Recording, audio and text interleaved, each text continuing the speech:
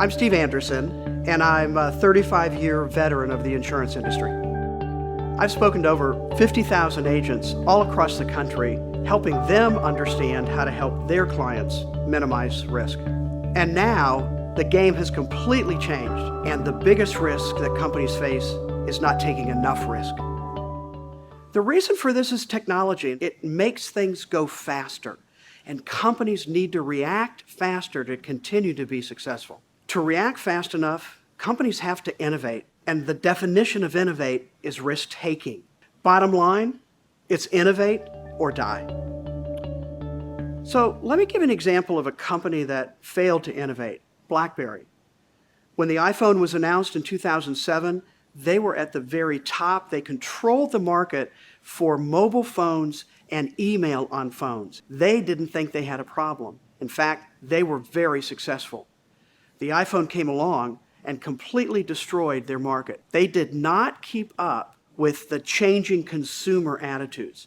That was their biggest risk. The more successful a company becomes, the more risk-averse they become, and that starts their decline.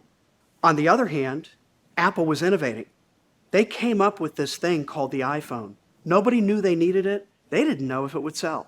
That was a huge risk for them. Today, it's hard to argue that the iPhone hasn't been their, certainly, most successful product, generating billions of dollars of revenue.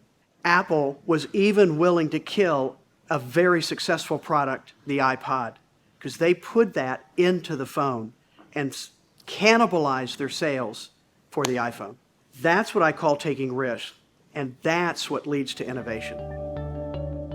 For most companies, when you talk about innovation, it's in the terms of, we want innovation, but you better be right. And when that's communicated to employees within the company, they're afraid to come up with new ideas. They think their job will be in jeopardy if they make this suggestion, which is maybe outlandish. But you know, some of those outlandish suggestions actually could be the next best product. Google's fairly well known for providing a percentage of employees' time to work on their own projects.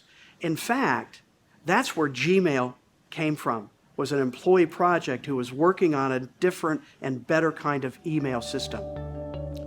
So it may seem counterintuitive that on one hand we need to protect against too much risk, and on the other hand we need to increase the risk.